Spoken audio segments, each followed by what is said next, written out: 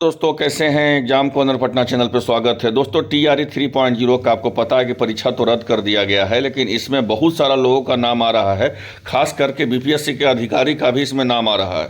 ठीक है, अब इसमें नाम आ रहा है, उसके बारे में ये हम नहीं कर रहे हैं, ये ईओयू जो है विशेष जांच टीम जो कर रही है आपका बीपीएससी टीआरई 3.0 का प्रश्न पत्र लीक संबंधित, उसके द्वारा बोला जा रहा है। ठीक है, अब बहुत लोग जो हैं इसमें जो है सम्मिलित है और धीरे धीरे करके सभी का नाम आ रहा है। देखिए आमतौर पर क्या होता है ना कि अगर आप कोई परीक्षा देने गए या आप एसएससी का देने गए, बीपीएससी का देने गए, जेपीएससी का देने गए, और अगर जो आपका टेंडर मतलब होता क्या है, जैसे एसएससी का कोई एग्जाम कंडक्टिंग करा रहा है तो जो भी एजेंसी एग्जाम कंडक्टिंग करवाती है तो उस पर बहुत ज़्यादा ये होता है कि जो हम एग्जाम ले रहे हैं, अगर एग्जाम कंडक्टिंग में अगर किसी तरह से प्रश्न पत्र लीक हो जाता है तो उस एजेंसी को रद्द कर दिया जाता है, उस एजेंसी को ब्लैक लिस्टेड कर दिया जाता है। ये आमतौर पर आप जानते हैं। लेकिन बीपीएससी क्या की, यहाँ पे देखिएगा कि पेपर लीक के बदनाम प्रिंटिंग प्रेस को ही मिला है प्रश्न पत्र छपाई का। मतलब जो पहले से ब्लैक लिस्टेड है और उसी को जो है फिर से छपाई का मिल गया कि नहीं तुम ही छापो क्वेश्चन।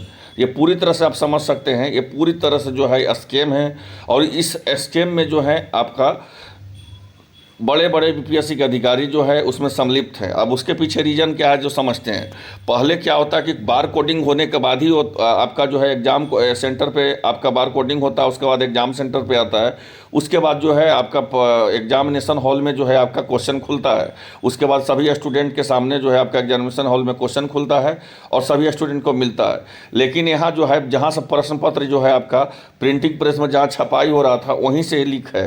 तो ये टीआरई 1 और टीआरई 2, ये आप ये मत समझिएगा कि टीआरई 3 में ही हुआ है, तो ऐसा नहीं है। टीआरई 2 और टीआरई 1 में भी हुआ है, टीआरई 2 और टीआरई 1 में भी हुआ है, और इसका भी खुलासा हो रहा है और इसका भी लगातार खुलासा हो रहा है।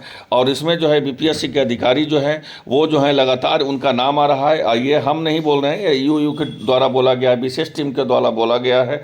यही विशेष टीम है जो जाँच कर रही है। अब एक इम्पॉर्टेंट अपडेट हो जाता है कि क्या टीआरई 1 और टीआरई 2 भी रद्द होगा। तो देख लीजिए टीआरई 1 और टीआरई 2 में कुछ भी हो सकता है, मेरा बात ध्यान समझिएगा, कुछ भी हो सकता है। हम लोग कोर्ट भी जा रहे हैं। अब कोर्ट जाने में मात्र 10 से 12 लोगों को सपोर्ट मिला है, जबकि आप समझ सकते हैं कि अगर आप टीआरई 3.0 दे रहे हैं या टीआरई 4.0 आपको देना है तो आप समझ सकते हैं कि आपको अगर सच में बिहार में अगर एक सीट पक्का करना है, आपका नौकरी लेना है, तो आप हम लोग के साथ दीजिए कोर्ट केस में। अगर आप घर में रहिएगा तो फिर पीछे हट जाइएगा तो फिर आप समझ सकते हैं कि पूरी तरह से जो है बीपीएससी अपने मनमानी करेगी, क्योंकि प्रिंटिंग प्रेस से ही मामला ये जो है पूरी तरह से लीक का है। तो ये टीआरई 2 में भी हुआ है, टीआरई 1 में भी हुआ है। इसीलिए जो है हम लोग हाईकोर्ट जा रहे हैं। जो इसमें हम लोग को सपोर्ट करना चाहते हैं, साथ देना चाहते हैं, प्लीज़ रिक्वेस्ट करते हैं हाथ जोड़ करके कि दिए हुए नंबर पर कमेंट करके बताएं कि आप लोग साथ देना चाहते हैं या नहीं देना चाहते हैं।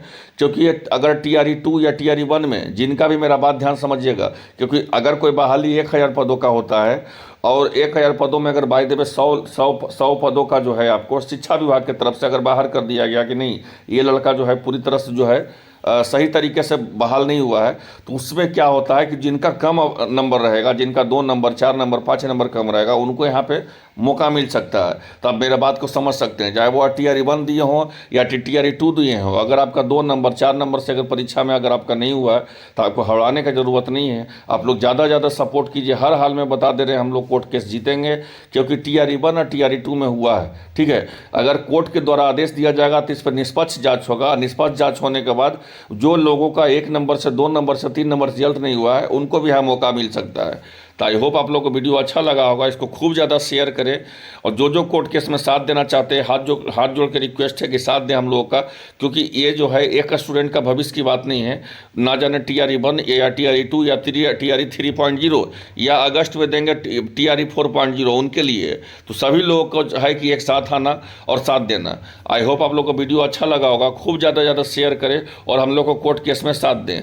कमेंट बॉक्स में नंबर दिया हुआ है, या आपका डिस्क्रिप्शन बॉक्स में नंबर दिया हुआ है व्हाट्सएप पे संपर्क करें और जो है कोर्ट केस में साथ दें।